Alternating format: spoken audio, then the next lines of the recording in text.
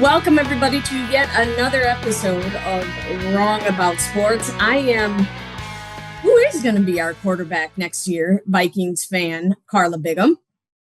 And I am under the weather, but still high on my Bears, Brian McDaniel.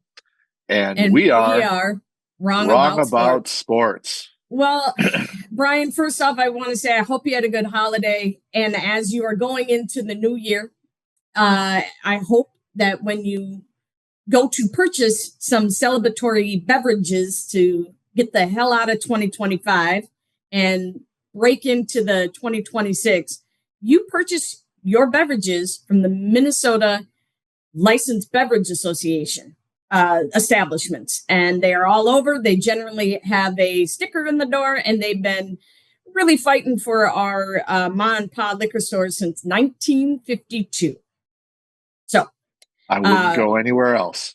Yeah, that's right. That's right. And we thank them for being with us this season on Wrong About Sports. So, holy, you know what? What a game. What a game yesterday between the Bears and 49ers. Combined 80 points. Yeah, no, it's kind of strange. I feel better lately about the Bears' losses than I do about a lot of their wins. So, the loss against the Packers, I felt great after it. The loss against the Niners, I mean, yeah, I would have liked to have won that game, but in my lifetime, I don't know, I can't really remember a Bears offensive team that could keep up in a shootout like this. And Caleb Williams had 330 yards, 2 touchdowns, no picks. The running game was, I think, underused, but good when they did it. The defense was soft. They did get a pick 6 on the first play of the game, which is very Bears-like. Their defense has been, smoke and mirrors most of the year, so I'm not really mad at them. But they're not stopping anybody. But the Niners are super hot too. Yes. So they went into Frisco. They played a very hot team, Iowa State's own Brock Purdy, who looked fantastic last night. By the way, he did. But it was a shootout. Almost no punts. And the Bears, were on like the 4-yard line with a chance to win at the end. They didn't quite get it. But I mean, I'm feeling great. They locked up the division because the Packers laid an egg against Baltimore, and no pack, no. The Lions, crapped the bed against the Vikings. So the Bears are going to get like the 2 or the 3 seed. They have, but they have the tiebreaker with the Eagles because they beat the Eagles, so they might be kind of locked into that 2 seed. The question is now, are they going to play their starters against Detroit next week, because they're kind of thin at wide receiver. Luther Burden got hurt on the last play last night, but he had a breakout game. So we'll have to see about that. But if the Bears get kicked out in the first round of the playoffs, I'll still be pretty happy because this year really so exceeded my expectations. And you should be happy for them and should be excited about them. They have just a lot to be excited for, even as you said, if they don't make it past that first round. But I think they beat the Packers if the Packers are in the 7 seed and the 2 and 7 play against each other at Chicago.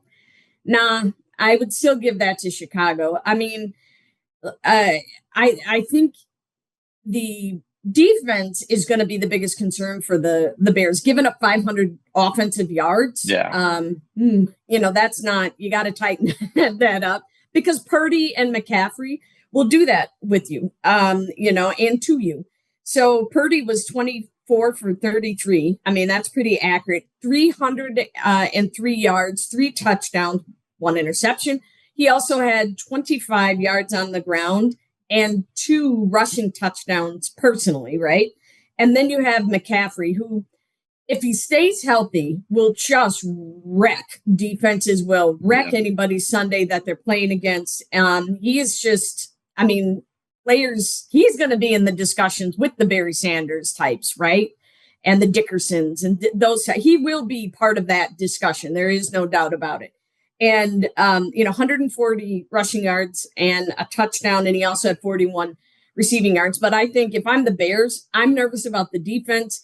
But you also flip the script, and you have the 49ers that allowed 38 points and 330 offensive yards. They're really good against the rush. But clearly, Williams he didn't get sacked. That's the other thing I wanted to say. I mean, so that offensive line is protecting him, giving him time. I think it was 9 seconds. One of the last plays was like 9 seconds. He held that ball and was scrambling back there. So anyway, I mean, I really would be very optimistic to at least get into the divisional game. So out of wild card weekend and into divisional game, if I were the Bears, if I was, a Bears fan, that's where I'd be hopeful. And then you get past that and to a championship game. I don't know, Seattle is in the mix here, right? And trust me, Darnold chokes. Yeah. And I don't know what's going to happen this week, but it's a must-win game, for them to get in a really good seed. The Rams, who we're going to talk about, have something to play for the next couple weeks, and this tonight and next week. And so they're fighting, for that highest seed. 49ers with that win last night solidified the number 1 seed, home field, first round bye, home field throughout. And that is where the Super Bowl is played on February 6th, is their Levi Stadium. So, I mean, I think they're a really good team, 49ers. And I think the Bears showed they can play with the big dogs. They can play with the big dogs. Yeah.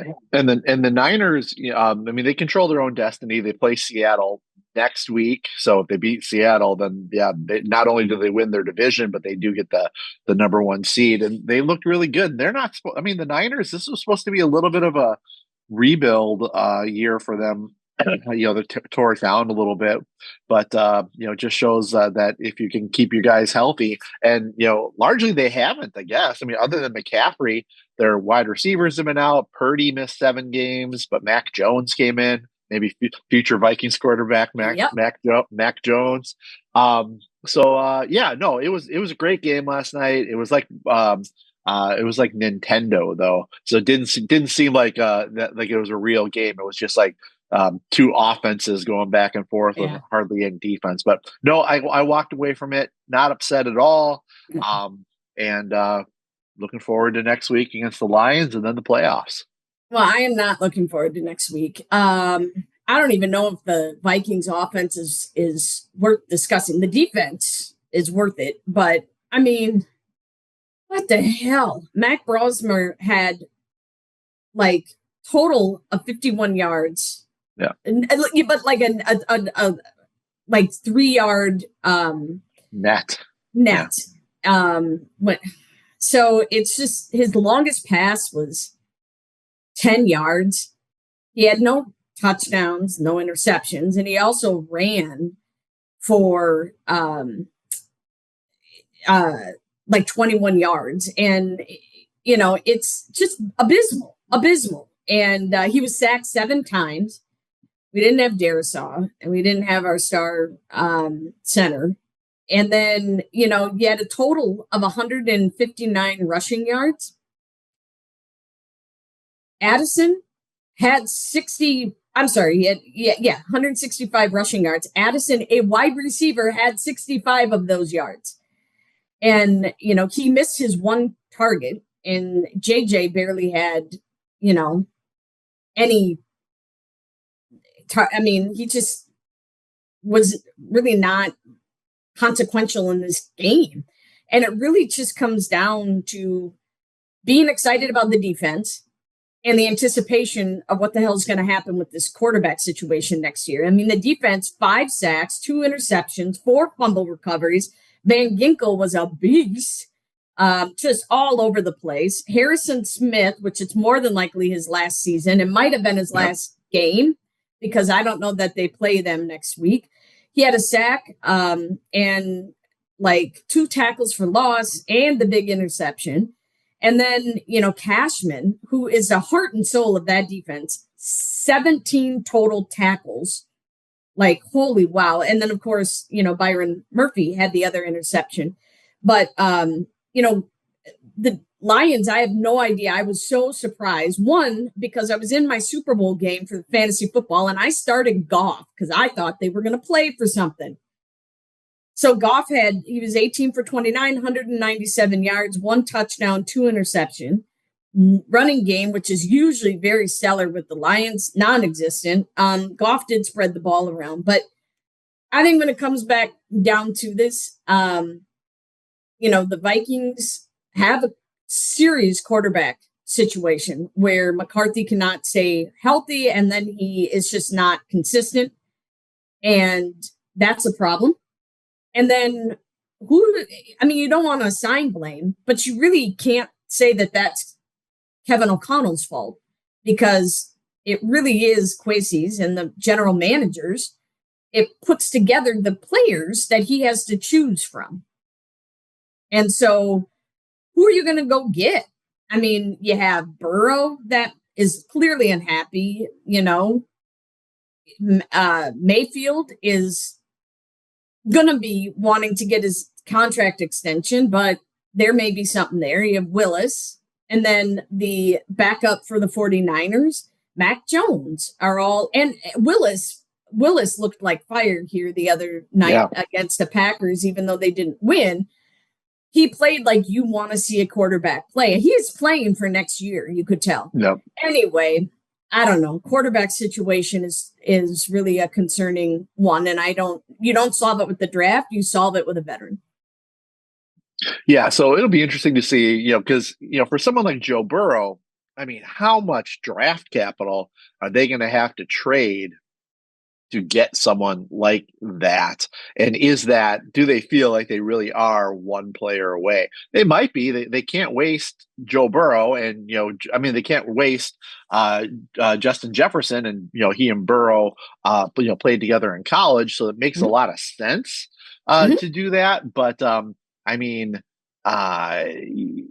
would assume you'd have to give up McCarthy, Addison, and some number ones to do it. But we'll have to see. I mean, I'm not sure what Burrow's contract situation is, how long he would be signed for, and all of that. But yeah, it would be a very Herschel Walker-like move for the Vikings to do that. So you can't say that to a Vikings fan. What do you do? You just cussed on TV. Well, I can remember when that happened, thinking, all right, well, now the Vikings are going to win the Super Bowl. Obviously, that didn't work out, so you got to be careful when essentially that trade did win a Super Bowl, but it won a bunch of Super Bowls for the Cowboys. Is what happened. Brutal. Well, that was brutal. At the time, it seemed like a good idea. Right. But right. I don't know. Yeah, getting back to the Vikings though. You and I, we're Dan Campbell guys. We like Dan Campbell just fine, but that team did not appear to be interested in playing. They weren't playing well. Too many turnovers. How many fantasy games were ruined by Gibbs and St. Brown? Mine, I can tell you that. So yeah, it was.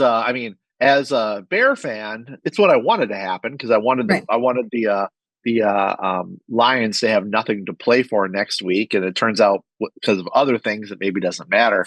But yeah, so I was happy the Vikings won. But the other thing I don't understand is you lose so many games, and then once you're pretty much out, then you win a bunch, which just messes with your draft pick. I think that there are ways that they could have gotten JJ McCarthy confidence without winning those games, because that just hurts them next year. Well, and Brian Flores is the defensive coordinator for the Vikings. And, he's done a good job down the stretch here. I wouldn't argue that they were consistently good. They were without Cashman and Van Ginkel for quite a while. That clearly impacted them. But he is brilliant when it comes to the defensive schemes and being able to lead his team on that. I know there's a lot of talk about Flores leaving. I don't think so. And I'm going to tell you why. And I'm not a, coach whisperer or whatever. I don't think he wants the headache of the HR, of dealing with the general manager. I think he just likes defense. And I think he likes to shine and be talked about as this, defensive guru, with there's plenty of examples, of people that are known for their defensive scheme, and brilliance. And I think he wants to do that. I don't think he wants the headache of being a head coach. I think he would have left last year if he wanted to, but that's just me. And maybe I'm going to be proven wrong. And KOC will be without a defensive coordinator. Well, what I don't understand about the Brian Flores talk is that they're talking about him replacing Coach Eberflus running the defense down in Dallas, and I don't know why would Flores want to go there unless Jerry is going to pull up the Jerry Jones money dump truck for him to do that. But I think if it's not I don't know what his contract situation is either, but I know that the Vikings can block his interview if it's for a lateral position. So I'm not sure if they would do that or not. But Flores has shown that he can make this defense work. Yeah. And so I think, he needs some help in the secondary. And I think you can do that through the draft and through obviously, free agency and whatever. If he can keep these guys together, and they got to make some more cap room because a couple of them got to get paid. And then you got to deal with Naylor and Addison, which those guys can't catch balls. They're one job. Yeah. I mean, maybe they will cut ties, Well, that Addison 65-yard run jet sweep really screwed me. I know in a fantasy league. So Well, I had the not to be too whiny about it, but I had the number 1 seed in 4 different leagues, and nice. I won the Super Bowl in I won the championship in 0 of those leagues. So Well, I hope playoffs were not great for me. I hope second place pays something. At least I lost mine in my fantasy league. I was in the championship, and then it's Goff played a major role in that. And then Drake May, 6 touchdowns. Anyway, not part of this discussion. So let's briefly talk about Ravens Packers. Yeah. Ravens beat the Packers at a very rare home game, 41-24. There's no Lamar Jackson for the Ravens. There was no Jordan Love, but there was Tyler Snoop Huntley and Malik Willis, who really did a good job managing that offense. And until the defense had to deal with Derrick Henry. Yeah, King Henry. 216-yard, 4 touchdowns. Talk about somebody you did not want to play against in a fantasy Super Bowl game. A total of 307 rushing yards, which is unusual for a Packer defense that has been just consistently lights out defense. Yeah. They've been really good, like the Texans. And so Malik Willis was 18 for 21, which is very accurate, 288 yards. He also had 60 yards on the ground and 2 rushing touchdowns. So as a Vikings fan, yes, please. I'd take all that. I'd take all of that. Well, and it shows how important, you can see it with the Bears. You can see it with Jacksonville, that coaching and scheme really matter, because Malik Willis was down in Tennessee and he was hot garbage. He wasn't usable. You bring him up to Green Bay, where LaFleur is a pretty good coach, certainly an offensive mind, and let him sit for a while, learn the scheme, and then he runs it great. And he's going to make a ton of money next year. I don't know if he'll be able to replicate it when he's not kind of in that safe cocoon of the LaFleur offense, but good for him. Get that bag, man. Yep. So I hope he's in a discussion for next year. And I also wouldn't mind Mac Jones anyway for the Vikings. But game tonight. Yeah. Game tonight are the Rams at Falcons, which is Atlanta. Rams by 7. And they need a win tonight. Rams are playing for something. Falcons are not. And so they could play spoiler, but Stafford has been just fired. Nearly 300 or over 300 yards the last few weeks, multiple TD games for the last month. He has just been fired. Atlanta's defense is their story, right? I mean, their defense is a top defense, especially against the passing. They're all right against the rush, but they just plain and simple don't allow a lot of yards. And so I think it's going to be an interesting game, but I don't know how good it's going to be. It's just going to be on who, if the Rams really want to fight for that third, I think they'd be in 3rd or 7. Because the NFC West, you've got Seattle, you've got 49ers, and you've got the Rams. And so that's going to be 1, 3, and 7 would be my my guess, or 1, 3, 6 with the Packers coming in as number 7. And so anyway, I think, we still have a couple games next week that are really going to matter. But tonight's game, I'm going to go with Stafford over 33.5 passing attempts because of Puka and because of the multiple talent they have on tight end, and their running backs all are phenomenal receiving. And as I stated, Atlanta is kind of stingy against the rush. So I think that's how that's going to go. Now, here's the other side. Let's talk about Rams defense. Not bad. And so they're better against the run than they are passing as well. But I think that a guy who has had wonderful back-to-back games, so I think he's going to go for a third, is Pitts, tight end Pitts.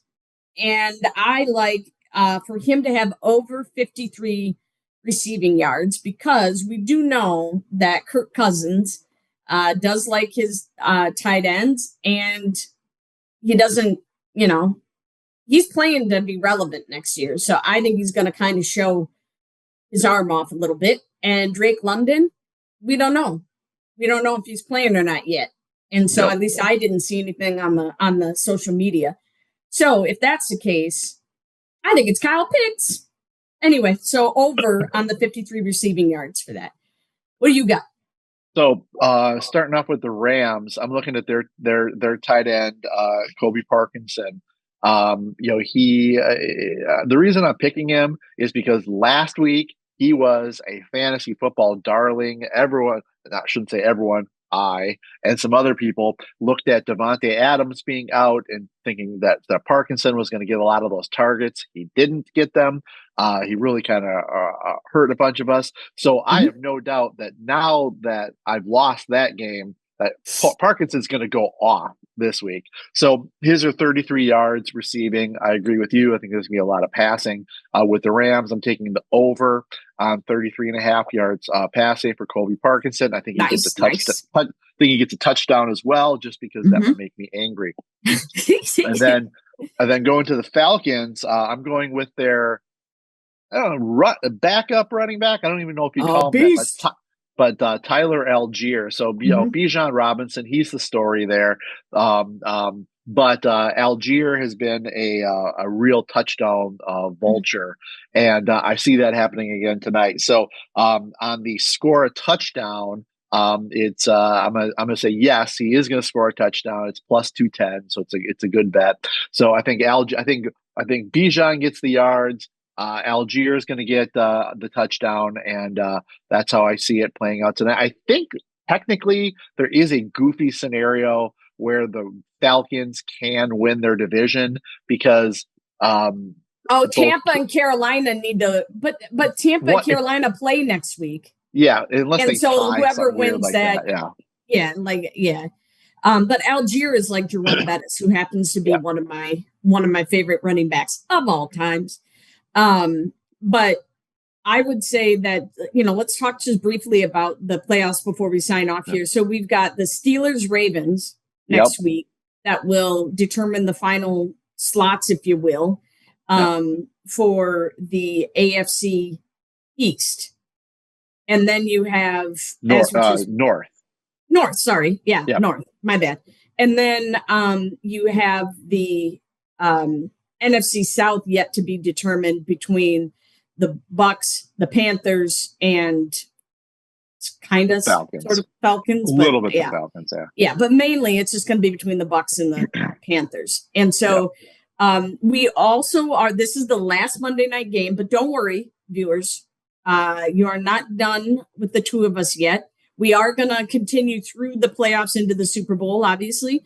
We probably will switch up as to when we drop the new podcast or new episodes of podcasts, but stay tuned. And we appreciate everybody going with us here through our inaugural season. And it's been a blast. And I know we're not done, but we do always have to give a shout out to Gabe Noah, who produces this, who's great. And it's always a blast to be on with you, Brian. You're hilarious. And do you have any shows coming up, by the way? I don't, because I've been ill and had a little bit of surgery, so I kind of took December off. I did something at the beginning of the month, but probably January I'll start back up again.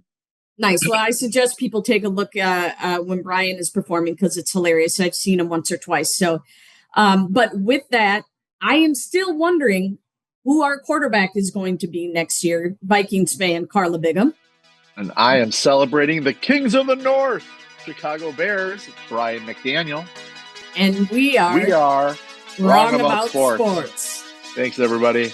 Happy New Year.